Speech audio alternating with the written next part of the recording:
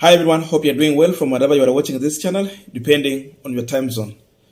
Now, for those who remember, Rigathi Gachagua had promised Kenyans that President William Samoei Ruto, together with him, they will attend the burial service of the late former CS Professor George Magoha. They planned everything. They offered their help as the government. But then today, it was the final send-off. And surprisingly, Rigathi Gachagua, together with William Ruto, kept themselves busy attending to governors, and none of them attended that burial service. Instead, they decided to dispatch CS for ICT, Eliud Owalo, in a Air Force One chopper to attend that event. Remember, Raila Odinga attended. Of course, Uhuru Kenyatta himself, he attended, together with the other former CSS who worked under the Uhuru Kenyatta regime. So the question Kenyans are asking today, why did William Samoei Ruto miss to attend Professor Magoha's burial? That is what we want to try and answer here on this punchline. But before we go deep into that, just a quick request. For those who are watching and you're not subscribed, please consider subscribing. To our channel subscribers, I must say thank you so much. And again, to all our viewers, please give this video a thumbs up. Thank you, and back to this discussion. What's your view? What do you think about the reason why William Ruto and Gachagua avoided attending this burial? You can tell me in the comment section as we continue with the discussion, because I want to hear all of your views here. Now, in my view, William Samoei Ruto seemingly is not yet ready to meet with Uhuru Kenyatta in public after withdrawing his security. Remember, they said that they are downgrading, or they are scaling down the security. But then it came at a time when they had some kind of sharp division with Uhuru Kenyatta. So it was seen as just a witch hunt. So because of that, I think William Ruto is yet to comfortably meet Uhuru Kenyatta in public. So because of that, he decided that he will not get crushed that event. So he avoided as simple as that. So that Uhuru Kenyatta will go there as a man who appointed Magoha and a man who worked with the Magoha to just stay with the family and help them during this send-off service. Number two, it is Raila Amolo Odinga. William Ruto knew that Raila definitely is going to attend this event. The same Raila Amolo Odinga has come out to tell his supporters not to recognize William Samoei Ruto as the President of the Republic of Kenya. And so people have decided not to accept or recognize William Ruto as the President, those who believe in Raila Amolo Odinga's leadership. Remember, there are many. Raila himself has said, and it's very clear, that he don't recognize William Ruto as the President. So because of this, Ruto seemingly, he can't be comfortable sitting together with Raila Odinga, a man who has already rejected to accept him as the president. And remember, Nyanza is the stronghold of Raila Amolo Odinga, anaanzia huko. So that one takes us to our third point. So because of this situation, Ruto realized that if he go to Nyanza, and Raila has told people not to recognize him as president, then he can suffer that embarrassment from the public. Rejection is there, because if they don't recognize you, it means they have literally just rejected you. So to avoid the embarrassment, because I'm just wondering, how will Raila Odinga address William Ruto? Definitely, we have seen Raila addressing Ruto as Mr. Ruto. So that is exactly what Raila Odinga would do. and the other people, leaders, of course, who are there, wale wa ODM who believe in Raila Odinga leadership, they would easily call William Ruto as Mr. William Samoei Ruto. They won't recognize him as the president. For those who remember, after the 2017 general election, it took very long time for Siaya Governor James Orengo to accept and call Uhuru Kenyatta, His Excellency Uhuru Migai Kenyatta, the President of the Republic of Kenya.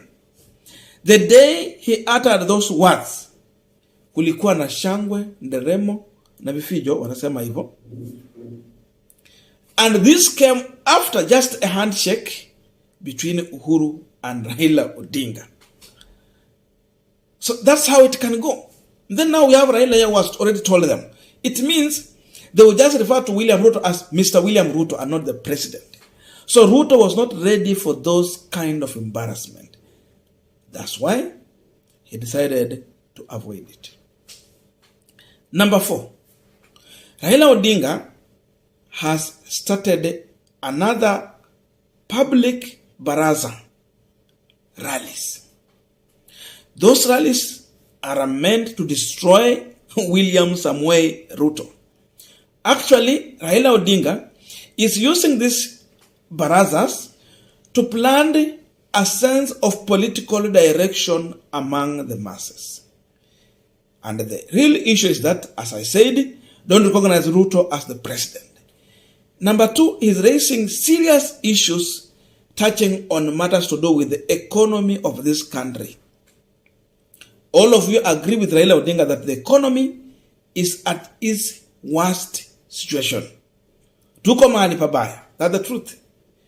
Whereby 2 kg price of unga is going for 200 shillings. In some areas, 170.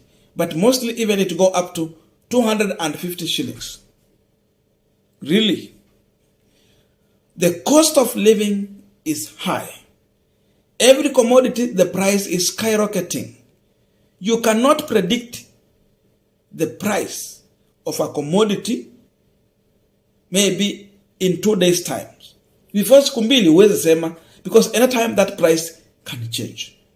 So because of that, Ruto is being viewed as the most incompetent president we have ever had in this country. Hata wakati wa Nyayo, hatukuwahi kuwa na njaa ya kiwango ambayo tuko nayo saa hizi.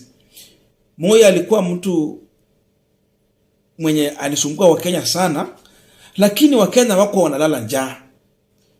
The current Moi of our times, he has pushed us in a corner to an extent we don't have that food. Kama kulikuwa na njaa wakati wa Moi Kenya, haikuwa tu ni Kenya peke yake, pia nchi zingine zilikuwa na hiyo shida. Ile wakati Moi alikuwa hata mahindi ya yellow maize. But this one of Ruto ni serikali ambayo imeleta njaa ya ajabu katika Kenya ya sasa. So that's where we are. He has taxed Kenyans to an extent he has earned a new name, Zakayo mtoza ushuru. Zakayo of our times. The living and breathing Zakayo of our times. So that tag is there. So if you go to Nyanza region, the economy is not working. And then Raila has told us many things about William Ruto. Nothing positive, all negative. Just imagine how people will receive William Ruto. It won't be the same way they received him when he went to Nyanza the other time to meet with the leaders to deal with the issues of economic development. That time they prepared for him to meet the people because the leaders on the ground organized. But now it is different. So because of this, he knew that the ground is definitely hostile for him. You talk about other issues, tariffs on electricity, imekuwa juu. So Kenyans have thrown into extreme poverty. Even those who are bridging the gap between the rich and the poor, or the middle class, and those who are trying to bridge those gaps, they have been pushed back into extreme poverty. Wakati Ruto atamaliza kazi ama kwa ile muda atasafu, ataacha Wakenya wakiwa maskini wa ajabu. So because of this, people can feel the pinch. People are not happy. And because Nyanza is one of the stronghold areas of Raila Odinga, Ruto just realized, through even the intelligence, that it is not just good to go there as of now. So avoid the event, send someone who will be received, and just look at the person he sent. Of course, Eliud Owalo is not controversial. In as much he's not working with Raila Odinga or some of the ODM leaders, he still carries his respect because he actually still respects them. Even in his speech, you can see the way he put it. He's not rubbing anyone in a bad way. So, because of that, I think Eliud Owalo was just the right person to send there with the message. And of course, people just received the message because on how Eliud Owalo has always carried himself. I don't know what to think about this, but let us meet in the comment section for continuation of this conversation. Thank you and see you in our next video.